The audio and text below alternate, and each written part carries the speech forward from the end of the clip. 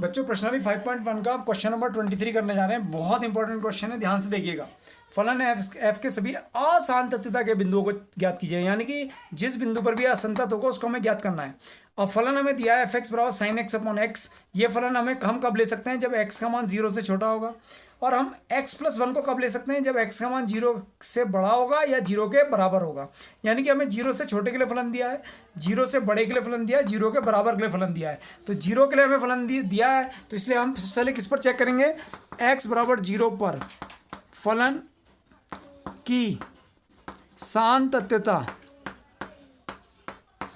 का परीक्षण करने जा रहे हैं। x बराबर 0 पर फलन की सातत्यता का परीक्षण। तो अब हम सबसे पहले क्या निकालेंगे? Left hand limit. तो let x equal to 0 minus h, यानी कि 0 पर चेक करने जा रहे हैं तो 0 के बाईं ओर जा रहे हैं लेफ्ट हैंड लिमिट के लिए। तो 0 माइनस एच, एच एक अल्पराशि 0 में से घटाई। व्हेन जब x 0 की ओर बढ़ेगा तब h किस ओर बढ़ेगा? 0। जैसे ही x 0 पर पहुंचेगा तो h भी कहाँ पहुंच जाएगा? 0 की ओर। तो अब 0 माइनस एच के लिए फलन का चुनाव। 0 माइनस एच का मतलब 0 से छोटे के लिए। तो 0 से छोटे का मतलब हो गया x लेस देन 0, 0 से छोटे। तो 0 से छोटे के लिए फलन क्या है? Sign X upon x. तो एफ एक्स बराबर साइन एक्स अपॉन एक्स। इसमें हमें क्या करना है? दोनों लिमिट लगानी है।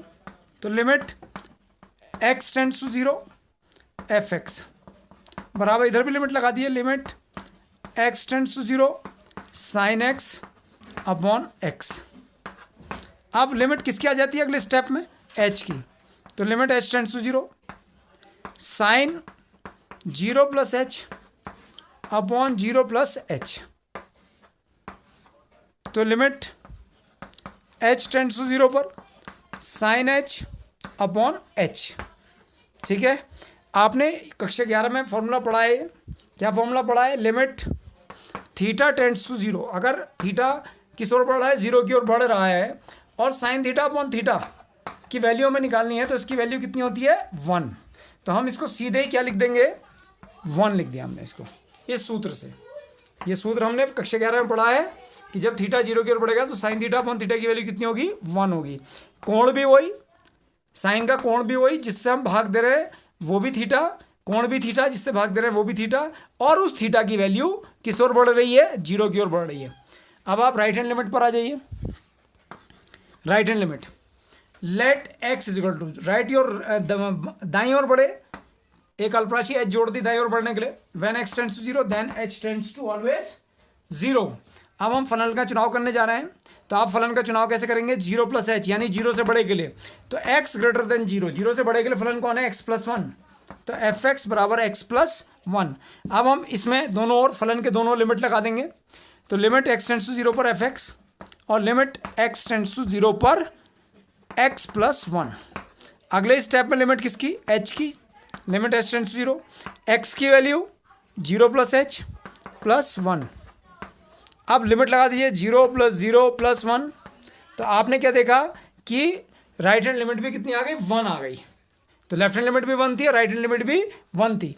अब हम क्या करेंगे? x बराबर 0 पर फलन का मान निकालेंगे।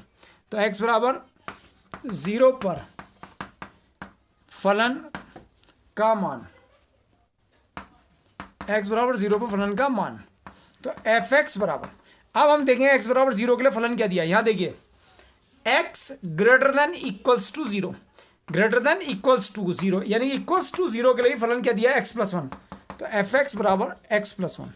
तो f0 बराबर 0 प्लस 1 बराबर 1।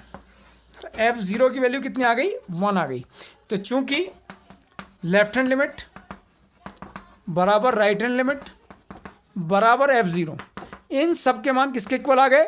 1 के इक्वल आ गए। इसलिए x बराबर 0 पर फलन f क्या है? संतत है। मतलब ये x बराबर 0 पर संतत आ गया। लेकिन हमें प्रत्येक वास्तविक संख्या के लिए हमें इस फलन की असंततता को चेक करना है। तो अब हम 0 से छोटे के लिए चेक करेंगे और 0 से बड़े के लिए। तो ध्यान से देखिए, केस फर्स्ट बनाएंगे। अब हम केस फर्स्ट माना x बराबर c। ये c एक वास्तविक संख्या है, वो वास्तविक संख्या है जो 0 से छोटी है। Where c belongs to capital R, वह वास्तविक संख्या जो 0 से छोटी है। तो जीरो से छोटी के लिए वास्तविक संख्या क्या है, जीरो से छोटे के लिए फलन क्या है, एफ एक्स बराबर साइन एक्स अपॉन एक्स। तो पहले हम फलन की सीमा निकालेंगे। सीमा निकालने के लिए दोनों ओर लिमिट लगा दिए, लिमिट एक्स टेंड्स टू सी पर एफ एक्स बराबर लिमिट एक्स टेंड्स टू सी पर साइन एक्स अपॉन एक्स। अब इसमें लिमिट लगा दीजिए साइन सी अपॉन सी। अब आप कह रहे होंगे सर ये साइन सी अपॉन सी की वैल्यू 1 क्यों नहीं हुई, अभी जबकि हमने सीखा था तो ये 1 क्यों नहीं हुई, क्योंकि लिमिट थीटा टेंड्स टू 0 और साइन थीटा अपॉन थीटा की वैल्यू 1 होती है ना। तो जब ये थीटा किस ओर बढ़ेगा, 0 की ओर, और यहाँ कोण थीटा होगा, थीटा से भाग होगा, तो तब वैल्यू 1 होगी। लेकिन यहाँ पर क्या था, x टेंड्स टू 0 नहीं था बच्चों, बल्कि क्या था, c था। तो यहाँ साइन सी अपॉन सी ही रहेगा। अब आगे देखिए, तो लिमिट ये आ गई। अब x equal to C greater than 0 पर, c ग्रेटर देन नहीं है बल्कि लेस देन 0 पर फलन का मान, तो एफ एक्स बराबर हमारे पास है साइन एक्स अपॉन एक्स, ये फलन है हमारे पास। तो एफ सी बराबर साइन सी अपॉन सी। तो आपने क्या देखा कि जो सीमा आई वही फलन का मान आया, चूंकि लिमिट एक्स टेंड्स टू सी पर एफ एक्स, ये सीमा हो गई, लिमिट हो गई, और ये बिंदु सी पर फलन का मान एफ सी हो गया, और इन दोनों के मान किसके बराबर है, साइन सी अपॉन सी। इसलिए x बराबर सी लेस देन 0 पर, यानी कि 0 से छोटी वास्तविक संख्याओं पर फलन f क्या हो गया, संतत हो गया, कि 0 से छोटी जितनी वास्तविक संख्याएं उन पर फलन f क्या है, संतत है। अब आप आ जाइए केस सेकंड, हमने 0 से छोटी के लिए निकाल लिया, अब 0 से बड़े के लिए माना x बराबर c ग्रेटर देन 0। x वो वास्तविक संख्या है जो 0 से बड़ी है, और c belongs to capital R वो वास्तविक संख्या जो 0 से बड़ी है। 0 से बड़े के लिए फलन का चुनाव करिए, यहाँ जाइए, तो 0 से बड़े के लिए फलन क्या दिया है, एफ एक्स बराबर एक्स प्लस 1। तो अब हमारा फलन हो जाएगा, ध्यान से देखिए, एफ एक्स बराबर एक्स प्लस 1। ये मैं नहीं कह रहा हूँ, फलन दिया है ऊपर चिन्ह फलन में। आप दोनों लिमिट लगा दिए, लिमिट एक्स टेंड्स टू सी पर एफ एक्स बराबर लिमिट एक्स टेंड्स टू सी पर एक्स प्लस 1। अब इसमें सीधे लिमिट लगाइए सी प्लस 1, तो सीमा आ गई सी प्लस 1। आप क्या लिखेंगे, x बराबर सी ग्रेटर देन 0 पर फलन का मान निकाला, तो फलन का मान आ गया एफ एक्स बराबर एक्स प्लस 1। फलन लिया, इसमें c रख दिया, c वो है वास्तविक संख्या है जो 0 से बड़ी है, वो रियल नंबर है जो 0 से बड़ा है, तो c प्लस 1, तो इसका मान भी c प्लस 1 आया। तो इसलिए चूंकि limit x tends to c पर एफ एक्स बराबर एफ सी, फलन का मान बिंदु सी पर, और कितना आया, सी प्लस 1, सबकी वैल्यू क्या है, सीमा का मान यानी कि लिमिट का मान, बिंदु सी पर फलन का मान, सब सी प्लस 1 के बराबर है। इसलिए x बराबर सी ग्रेटर देन 0 पर 0 से बड़ी वास्तविक संख्या के लिए फलन f क्या है, संतत है।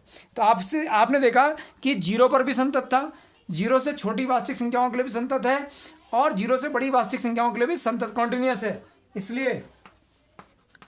इसलिए x बिलोंग्स टू r, यानी कि सभी वास्तविक संख्याओं पर फलन f क्या है, संतत है। अतः कोई भी